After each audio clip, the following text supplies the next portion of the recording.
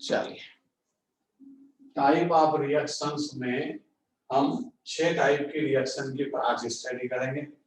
पहली reaction irreversible, reversible, exothermic, endothermic, substitution, addition. एक reaction और होती है एलिमिनेशन। वो अगर इसमें आज टाइम होगा तो फिर स्टडी करेंगे, ना होगा तो फिर उसको नेक्स्ट डे स्टडी करेंगे। सबसे पहले लेते हैं हम इरिवर्सिबल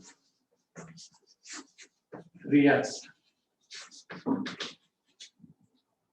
रिएक्शन के वो टाइप हम यूज करेंगे या स्टडी करेंगे जो हमको 11th में काम आना है। 10th में जो चले गए, जो 11th में हमको यूज होना है उन टाइप ऑफ रिएक्शन की हम स्टडी करेंगे।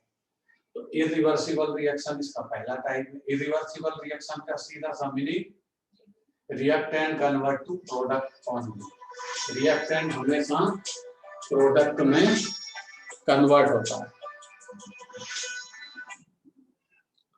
Reactant convert to product only. Product वापस रिएक्टेंट में कन्वर्ट नहीं होगा। Means reaction flow one side होता है, फॉरवर्ड डायरेक्शन। जैसे ट्वाइस KClO3 ये सॉलिड है। रिएक्शन को लिखने का तरीका होता है, उसकी फेस लिखते हैं, फिजिकल स्टेट। इसका नेम है पोटेशियम क्लोरेट। पोटेशियम क्लोरेट ये इसका केमिस्ट्री में नेम है, पोटेशियम क्लोरेट। सॉलिड फेस में है। 2 मैंने इसलिए किया कि रिएक्शन को हमको बैलेंस करना पड़ेगा। चाहे तो आप 2 पहले से हटा दें क्योंकि बैलेंस बाद में करना सीखेंगे। तो यहाँ फॉर्मेशन क्या होगा, ये एरो बड़ा क्यों बना है बाद में समझ में आ जाएगा। यहाँ फॉर्मेशन होगा KCl प्लस O2। O2 इसमें लिबरेट होती है, मतलब ये O2 की प्रिपरेशन मेथड है जिसकी दुनिया में आज सबसे ज्यादा आवश्यकता है। एक तो ट्वाइस KCl मतलब KClO3 को जब हम हीट सप्लाई करते हैं तब ये रिएक्शन प्रोसीड होती है। कितने डिग्री टेम्परेचर पर इसको ऐसा करें तब ऐसा होगा, बहुत ज्यादा टेम्परेचर सप्लाई करना पड़ता तब ऐसा। तो हम टेम्परेचर कम सप्लाई करें, मतलब टेम्परेचर की क्वांटिटी उसके अमाउंट को डिक्रीज करें, तो फिर हमें कैटलिस्ट यूज कर सकते हैं। या कैटलिस्ट रेट ऑफ रिएक्शन को इंक्रीज करता है। यहाँ कैटलिस्ट किसको लेते हैं, MnO2 manganese oxide. Manganese oxide की प्रेजेंसी में हीट की जो क्वांटिटी है वो डिक्रीज हो जाती है, मतलब कम हीट सप्लाई करना पड़ेगी। कितनी, 500 डिग्री सेंटीग्रेड लगभग टेम्परेचर हम डिक्रीज कर लेते हैं कैटलिस्ट की प्रेजेंसी। तो कैटलिस्ट का मेन काम क्या है, मेन रोल क्या है, catalyst increase the rate of reaction. Catalyst क्या करता है, increase the rate of reaction. वो रिएक्शन के रेट को इंक्रीज करता है। जब ये टाइप ऑफ रिएक्शन खत्म हो जाएंगे तब हम फिर स्टडी करेंगे रेट ऑफ रिएक्शन क्या होता है। बट अभी टाइप ऑफ रिएक्शन चल रहे हैं, इसको बैलेंस करेंगे। बैलेंस करने का तरीका है, पहले oxygen atom reactant side check करिए। 3 उधर कितने हैं, 2, कहीं तालमेल नहीं है, इसकी कोई मैचिंग नहीं है। उधर 2 है, इधर 3 है, तो आपको चेंज करना पड़ेगा। और वो भी ऐसे फैक्टर से जिससे कि ये इवन नंबर में कन्वर्ट हो जाए। तो या तो आप इसको 2 से करोगे तो 2 to the 4, मतलब ये तो पहले से इवन नंबर है। ठीक, यहाँ पर क्या करें, बैलेंस करने के टाइम 1 से तो ये बैलेंस हो नहीं रही, तो 1 से बैलेंस ना होती तो सबसे पहला फैक्टर लेते हैं 2 से बैलेंस करने की कोशिश करते हैं। तो हमने रिएक्टेंट को डबल किया, 2 KClO3, तो यहाँ क्या हो जाएगा, 2 KCl, पोटेशियम बैलेंस हो गया, ऑक्सीजन है O3, इधर कर दीजिए 3 हो, ये बैलेंस हो गया। तो ये ऑक्सीजन की प्रिपरेशन मेथड है, लैब मेथड। लेबोरेटरी में ऑक्सीजन को इसी मेथड से प्रिपेयर करते हैं। ठीक है,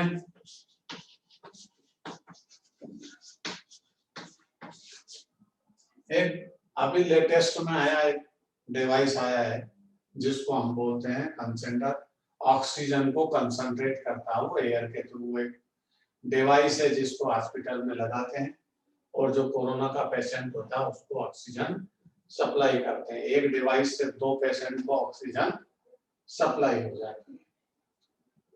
तो वो भी एक डिवाइस है ऑक्सीजन को प्रोड्यूस करने का, वो एयर के थ्रू होता है, उसमें जितनी भी बाकी गैसेस है वो सेपरेट करते हैं। यहाँ KClO3 को हीट सप्लाई करते हैं तो ऑक्सीजन का फॉर्मेशन होता है। ये लेबोरेटरी मेथड है, मतलब स्मॉल अमाउंट में प्रिपेयर करना है, तब जब इसकी स्टडी करते हैं, रिसर्च किया होगा तब ये प्रिपरेशन मेथड। तो पोटेशियम क्लोराइड को जब हम हीट सप्लाई करते हैं तो ये ट्वाइस KCl+3O2 को सप्लाई करता है, प्रोड्यूस करता है। यहाँ हम इरिवर्सिबल रिएक्शन का एग्जांपल समझ रहे हैं। Irreversible reaction, those reactions in which reactant convert to product only। ऐसी रिएक्शन जिनमें रिएक्टेंट प्रोडक्ट में कन्वर्ट होता है, बट प्रोडक्ट को मिक्स करोगे तो रिएक्टेंट फॉर्मेशन नहीं होगा। तो वन साइड जो रिएक्शन फ्लो होती है उसी को हम बोलते हैं इरिवर्सिबल रिएक्शन। पहले MnO2 का काम समझेंगे। यहाँ हमको अगर MnO2 ना होता तो इतनी हीट सप्लाई करना पड़ता। मतलब MnO2 एज कैटलिस्ट यूज होता है जो रिएक्शन के टेम्परेचर को डाउन करता है और रेट ऑफ रिएक्शन को इंक्रीज करता है। मतलब हमारी एनर्जी को, कुछ अमाउंट एनर्जी का सेव करता है, बचा देता है। नंबर 2,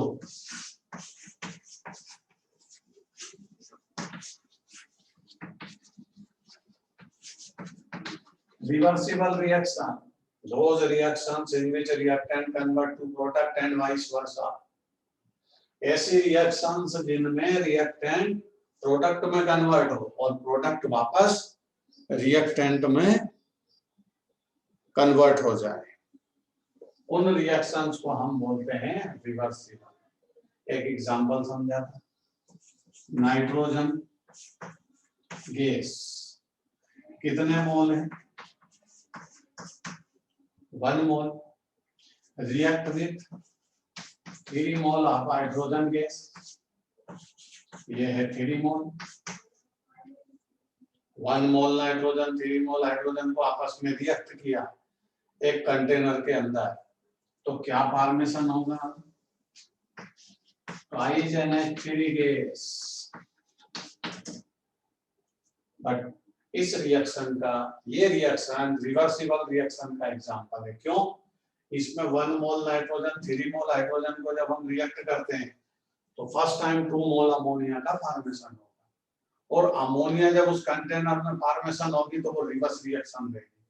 मतलब अमोनिया वापस से डिकम्पोज होगी, 1 मोल नाइट्रोजन 3 मोल हाइड्रोजन, मतलब रिएक्शन फॉरवर्ड भी फ्लो हो रही है और रिएक्शन बैकवर्ड भी फ्लो हो रही है। RF का मतलब forward reaction, F for forward, rate R for rate, rate forward, forward reaction का रेट और बैकवर्ड रिएक्शन का रेट, मतलब इधर प्रोडक्ट कन्वर्ट इनटू रिएक्टेंट, वापस से वो कन्वर्जन होने लगेंगे, उसको हम बोलते हैं बैकवर्ड रिएक्शन। और इस तरह का जो प्रोसेस होता है रिवर्सिबल, उसमें कभी कभी क्या होता है, रिएक्शन चल रही है, फॉरवर्ड रिएक्शन जा रही टाइम के साथ, बैकवर्ड रिएक्शन चल रही टाइम के साथ, और दोनों का टाइम सेम है। मतलब 1 मोल नाइट्रोजन 3 मोल हाइड्रोजन से रिएक्ट होकर 10 मिनट में, या समझिए 10 सेकंड में 2 मोल अमोनिया का फॉर्मेशन करती है। कितने सेकंड में? 10 सेकंड। और उतने ही सेकंड में,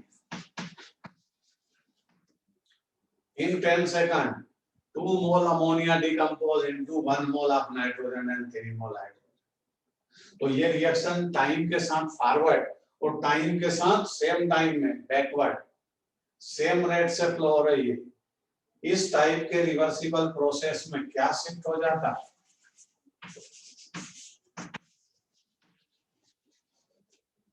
इक्विलिब्रियम की शिफ्टिंग हो जाती है। किसकी शिफ्टिंग हो जाती है? इक्विलिब्रियम की शिफ्टिंग हो जाती है। इस प्रोसेस को हम इक्विलिब्रियम बोलते हैं। इक्विलिब्रियम का मतलब rate of forward reaction is equal to the rate of backward reaction. जब फॉरवर्ड रिएक्शन का रेट बैकवर्ड रिएक्शन के इक्वल हो जाए रिवर्सिबल रिएक्शंस में, तो उस रिएक्शन की स्टेज को हम इक्विलिब्रियम बोलते हैं। ये इक्विलिब्रियम कोई रिएक्शन का टाइप नहीं है, ध्यान से समझ लीजिए। इक्विलिब्रियम रिएक्शन का टाइप नहीं है, ये क्या है? Stage of reaction. ये रिएक्शन की एक स्टेज है जिसमें RF equal to RB, rate of forward reaction is equal to the rate of backward reaction. तो इक्विलिब्रियम की डेफिनेशन कैसी है या क्या है इक्विलिब्रियम का meaning? Equilibrium is the stage of reaction in which rate of forward reaction is equal to the rate of backward reaction. अब सोचो आप कि जब रिएक्टेंट प्रोडक्ट में कन्वर्ट हुआ, 2 मोल अमोनिया के फॉर्मेशन हुए और वापस ये इधर आ गए, तो इनके कंसंट्रेशन तो कांस्टेंट है ना। ये जितना पहले था उतना ही था, उधर गया फिर उतना ही वापस आ गया। तो इनके दोनों के कंसंट्रेशन क्या है? कांस्टेंट। इसका भी कंसंट्रेशन कांस्टेंट है। मतलब इक्विलिब्रियम की स्टेज में रिएक्टेंट और प्रोडक्ट के कंसंट्रेशन कांस्टेंट होते हैं, नॉट वेरिएबल। बदल रहे हैं, चेंज हो रहे हैं, लेकिन सेम रेट्स। 1 मोल 3 मोल ये रिएक्ट हुए, उधर गए 2 मोल बन गए। इधर से कितने गए? 1 मोल गए, इसके 3 मोल गए। उधर से फिर से वापस रिवर्स हुई रिएक्शन, ये 3 मोल 1 मोल।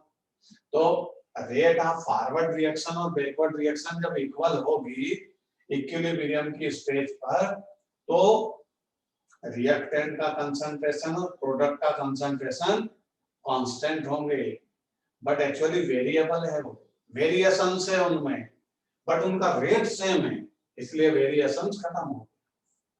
इसीलिए इक्विलिब्रियम को क्या बोलते हैं हम?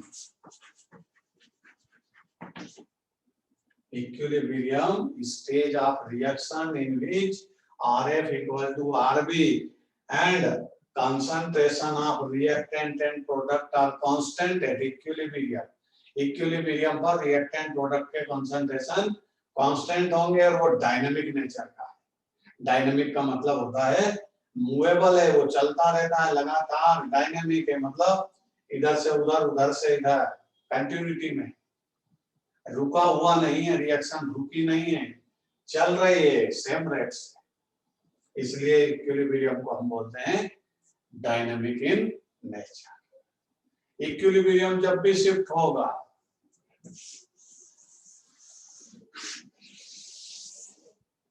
क्लोज कंटेनर में अटेंड होगा। अगर आपने कंटेनर को ओपन रखा तो प्रोडक्ट वहां से क्या हो जाएगा? एस्केप, बाहर चला जाएगा, तब इक्विलिब्रियम शिफ्ट नहीं होगा, ना ही वो रिएक्शन रिवर्सिबल का एग्जांपल बनेगी। इसका मतलब रिवर्सिबल प्रोसेस या इक्विलिब्रियम क्लोज कंटेनर में शिफ्ट होते हैं।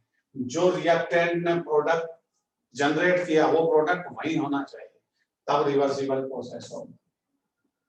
ठीक है, इस तरह पहली रिएक्शन थी इरिवर्सिबल, दूसरी रिएक्शन है रिवर्सिबल। इन दोनों के बारे में जितना हमने जनरल आइडिया दिया है, समझा है, मैंने जो एक्सप्लेन किया है उसको हम राइटिंग में करेंगे और फिर समझेंगे सब्स्टिट्यूशन रिएक्शन, एडिशन रिएक्शन। उसके बाद अगली स्टोरी सुनाएंगे।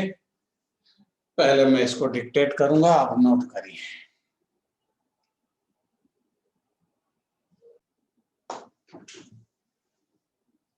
अब आते हैं हम सब्स्टिट्यूशन रिएक्शन का।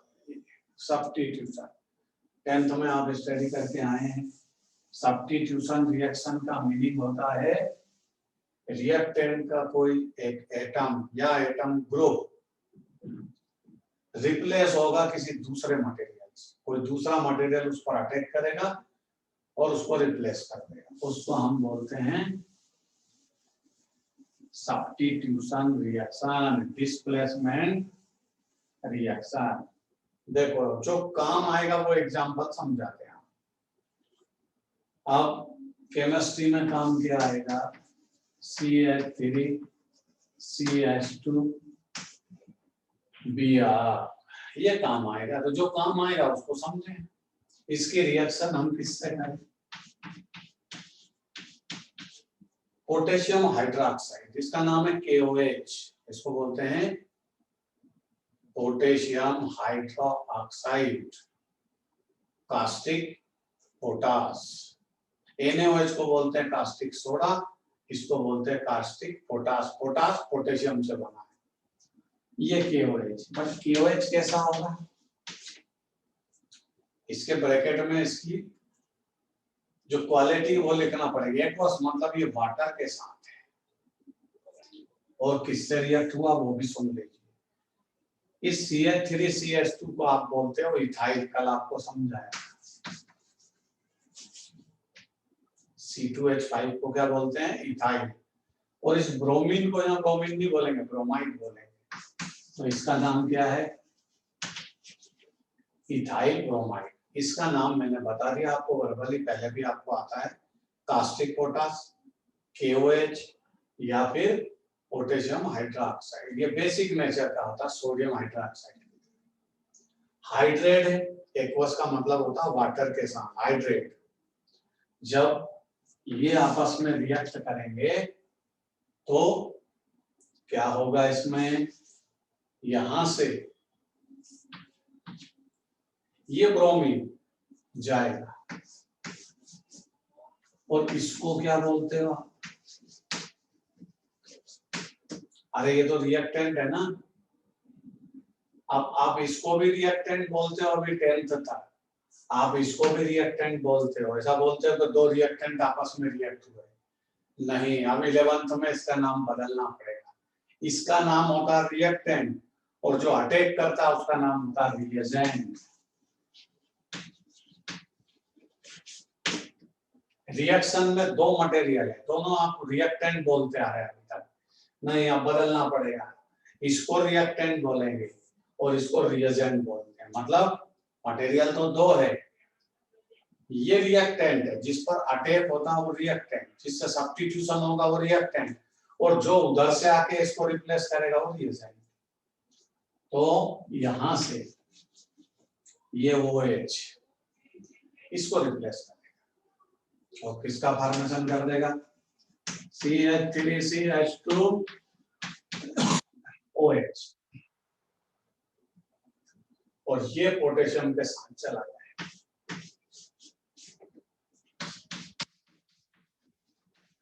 Br हो गया सब्स्टिट्यूशन। बस अभी तो केवल एग्जांपल समझेंगे, बाकी तो आगे बहुत बड़ी बड़ी कहानियां हैं, बड़ी बड़ी स्टोरी है, जिनको एक दिन में समझना नामुमकिन है। तो ये है सब्स्टिट्यूशन रिएक्शन का एग्जाम। बोर्ड पर जगह है इसलिए एडिशन रिएक्शन भी समझ लें। Addition reaction multiple bond compound की प्रॉपर्टी है।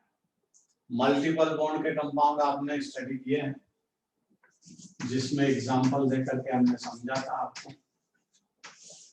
ये 3rd नंबर की रिएक्शन थी सब्स्टिट्यूशन, ये 4th नंबर की addition reaction.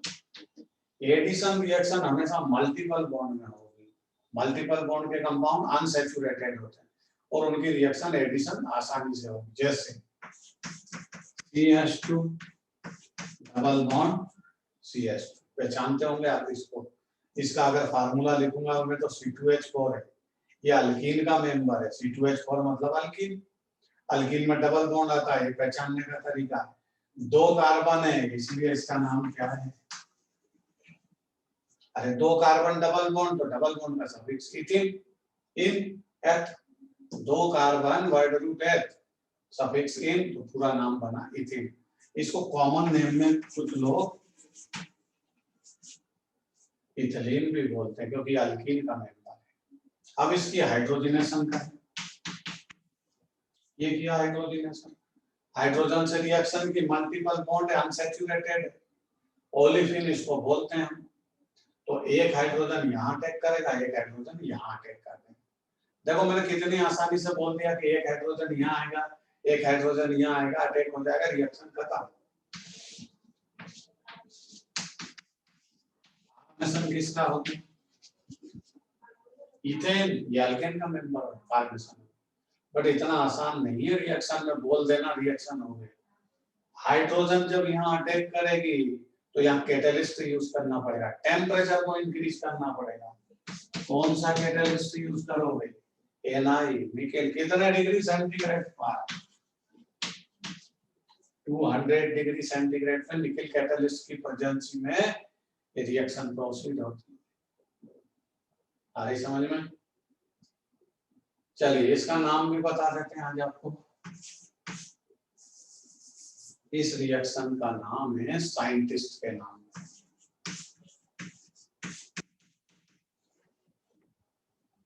सेबेटियर senders method.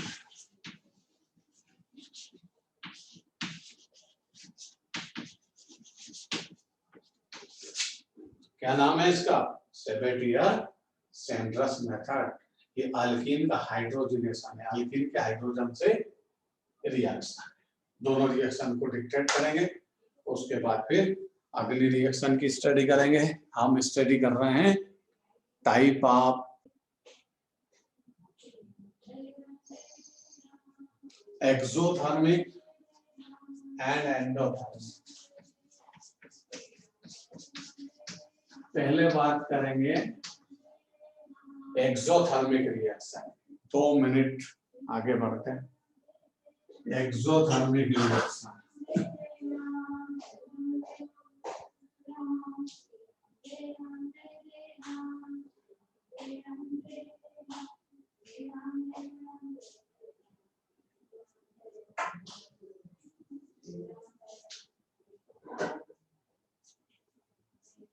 Exothermic reaction, exothermic reaction और एंडोथर्मिक रिएक्शन, ये दो टाइप की जो स्पेशल टाइप रिएक्शन है, ये एनर्जी के बेस पर है। मतलब अगर हम बोलें तो ये किसके बेस पर है? टेम्परेचर के बेस पर। और टेम्परेचर मेजरमेंट है कौन सी एनर्जी का? अरे टेम्परेचर एनर्जी नहीं है, टेम्परेचर मेजरमेंट है। कौन सी एनर्जी का? हीट एनर्जी का। हीट एनर्जी का मेजरमेंट हम टेम्परेचर के थ्रू करते हैं। अगर कोई ऑब्जेक्ट हायर टेम्परेचर पे है तो उसका जो रीडिंग है वो बहुत ज्यादा आएगी। जैसे वाटर, वाटर का बॉइलिंग पॉइंट 100 डिग्री है, वाटर का फ्रीजिंग पॉइंट 0 डिग्री है। इस तरह टेम्परेचर का मेजरमेंट, टेम्परेचर एक यूनिट है मेजरमेंट की जो हीट एनर्जी को मैनेज करती है, मेजर करती है। उसी के बेस पे दो टाइप की रिएक्शन है, एक का नाम एक्सोथर्मिक, दूसरे का नाम एंडोथर्मिक। एक्सोथर्मिक वो रिएक्शंस होती है जिनमें हीट एनर्जी रिलीज होती है प्रोसेस के टाइम। प्रोसेस के टाइम हीट एनर्जी जिन रिएक्शंस में रिलीज होगी वो एक्सोथर्मिक प्रोसेस। जैसे जो एग्जांपल हम पहले समझ चुके हैं उन्हीं के बारे में लिखते हैं। N2 gas plus 3H2 gas gives, ये रिवर्सिबल प्रोसेस में एग्जांपल समझा था आपने, 2NH3 गैस। वही अमोनिया हाइपर प्रोसेस है, पहले जो एग्जांपल लिया था रिवर्सिबल, वही रिएक्शन है। ये एक्सोथर्मिक रिएक्शन का भी एग्जांपल है। मतलब इसमें 1 मोल नाइट्रोजन 3 मोल हाइड्रोजन से रिएक्ट होगी और 2 मोल अमोनिया को फॉर्मेट करेगी। 1 या 2 मोल अमोनिया का फॉर्मेशन, और इस रिएक्शन के time energy, heat energy release होगी। और उस हीट एनर्जी के अमाउंट को हम कैसे रिप्रेजेंट करते हैं? ये डेल का साइन है, ट्रायंगल मतलब डेल, एच, एच मतलब हीट एनर्जी। इसको साइन क्या लेते हैं?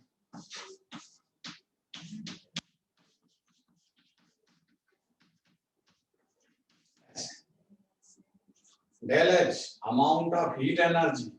ये माइनस साइन लिया मैंने, 46.1 किलो जूल पर मोल। 1 मोल अमोनिया के फॉर्मेशन में इतनी एनर्जी रिलीज होती है। नेगेटिव साइन इंडिकेशन है कि एनर्जी रिलीज हो रही है, ठीक है। माइनस का मतलब ये नहीं कि उसमें एब्जॉर्ब हो रही है, माइनस का मतलब साइन का इंडिकेशन है कि वो रिलीज हो रही है। तो ये रिएक्शन कौन सा एग्जांपल है, कौन से टाइप की रिएक्शन है, एक्सोथर्मिक प्रोसेस है, एक्सोथर्मिक रिएक्शन है। तो एक्सोथर्मिक रिएक्शन की डेफिनेशन क्या बनी, ऐसी रिएक्शन जिनमें हीट एनर्जी इवॉल्व हो, रिलीज हो, प्रोड्यूस हो रिएक्शन के टाइम, उसको हम बोलते हैं एक्सोथर्मिक प्रोसेस। दूसरा एग्जांपल, इसका नाम मैंने बता दिया आपको, अमोनिया हेबर प्रोसेस है। ये अमोनिया की लार्ज स्केल पर प्रिपरेशन मेथड है। हेबर HABBERS हेबर प्रोसेस इसका नाम है। नंबर 2, तो HSO2 gas plus O2 gas gives तो HSO3 गैस, ये भी एक रिएक्शन है।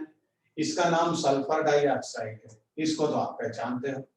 और ये दोनों की रिएक्शन करते हैं, ये कितने मोल होगी मान, 2 मोल, ये कितने मोल है, 1 मोल। यहाँ सारी चीजें फिक्स होती है, 2 मोल होगी, 1 मोल होगी, तब ये 2 मोल का फॉर्मेशन करेगा।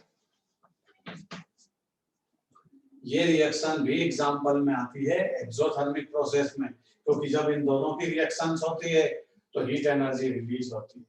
तो डेल एच की वैल्यू क्या लिखेंगे हम, -Q, ना पता है तो माइनस साइन लगा के Q लिख दीजिए, कोई आपको कुछ नहीं बोलेगा। तो ये प्रोसेस भी कैसा हो गया, एक्सोथर्मिक। ठीक है, इसका नाम क्या है, इसका नाम है कॉन्टैक्ट प्रोसेस ऑफ H2SO4 की। ये फॉर्मेशन मेथड है, प्रिपरेशन मेथड है, और उस मेथड का नाम क्या है, contact process of H2SO4। H2SO4 को हम जनरल लैंग्वेज में सल्फ्यूरिक एसिड बोलते हैं। तो ये उसकी प्रिपरेशन मेथड है। इसको जब वाटर से रिएक्ट करोगे तब H2SO4 का फॉर्मेशन होता है, तो ये वहां यूज होती है, इसलिए इसका नाम है contact process of sulphuric acid. ये भी एक्सोथर्मिक प्रोसेस का एग्जांपल है। अब चलते हैं एंडोथर्मिक। एंडोथर्मिक रिएक्शंस वो रिएक्शंस होती है जिनमें हीट एनर्जी रिएक्शन के टाइम एब्जॉर्ब होगी, जैसे N2 gas plus O2 gas gas. ये सारे जितने भी साइन बने रिवर्सिबल प्रोसेस के बने, ये सारी रिएक्शन रिवर्सिबल प्रोसेस के एग्जांपल भी है। N2 1 मोल, ये भी 1 मोल, और यहाँ क्या होगा 2 मोल। ये एंडोथर्मिक प्रोसेस है, तो डेल एच की वैल्यू क्या होगी, डेल एच का मतलब कितनी एनर्जी वहां रिलीज हो रही है या एब्सॉर्ब हो रही है, उस अमाउंट को रिप्रेजेंट करने के लिए ऐसा सिंबल यूज करते हैं, यहाँ साइन प्लस होगा। ये एंडोथर्मिक प्रोसेस का एग्जांपल है। एंडोथर्मिक प्रोसेस में हीट एनर्जी हमको सप्लाई करना पड़ती है, मतलब इन रिएक्टेंट के पास उतनी एनर्जी नहीं है कि अपना खुद का काम कर सके, मतलब अपनी रिएक्शन को स्टार्ट कर सके, इसलिए हमको एनर्जी सप्लाई करना पड़ती है, इसीलिए इसका नाम एंडोथर्मिक है। और यहाँ हमको एनर्जी सप्लाई नहीं करना है, रिएक्टेंट के पास ऑलरेडी एनर्जी है, वो प्रोडक्ट भी फॉर्मेशन करेगी और एनर्जी रिलीज भी करेगी। आगे बात समझ में, नोट करिए दोनों रिएक्शन के टाइप लिखिए।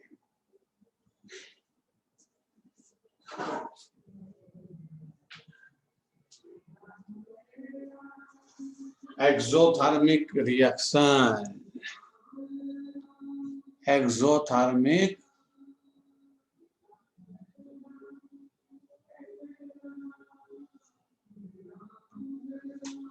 एक्सोथर्मिक रिएक्शन लिखिए, those reactions in which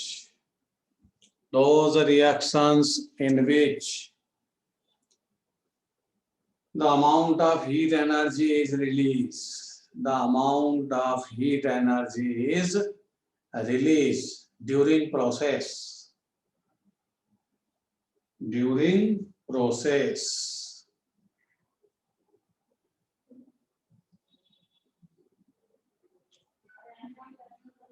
the amount of heat energy, the amount of heat energy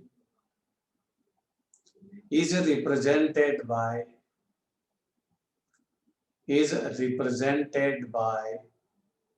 del H. del H board पर लिखा हुआ है. In exothermic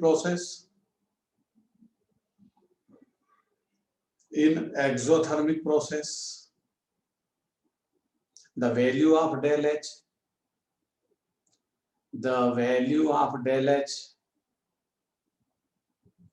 represent by negative sign. Negative sign उसके पहले लगा है.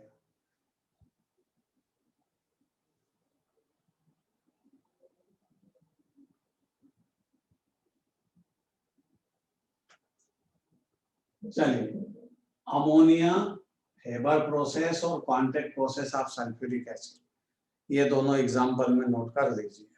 उसके बाद एंडोथर्मिक रिएक्शन की डेफिनेशन बोलूंगा.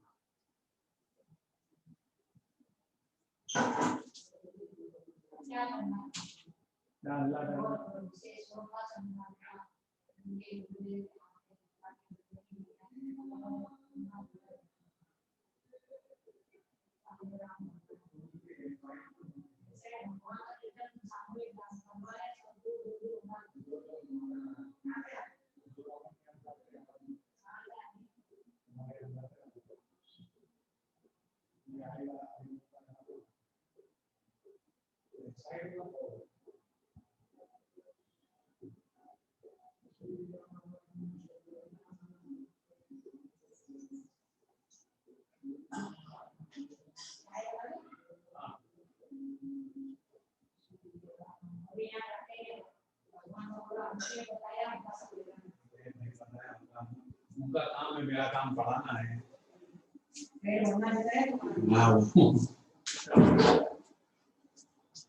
लिखिए भाई, नोट कर लिया सबने.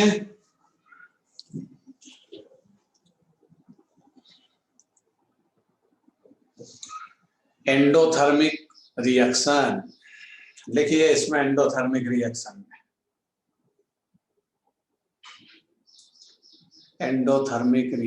में नोट करिए. In this type of reaction,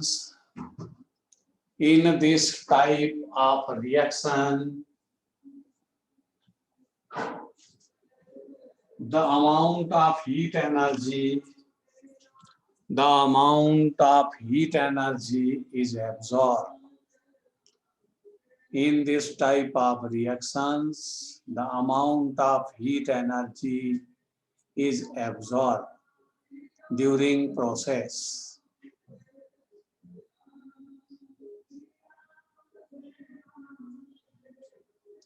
The value of del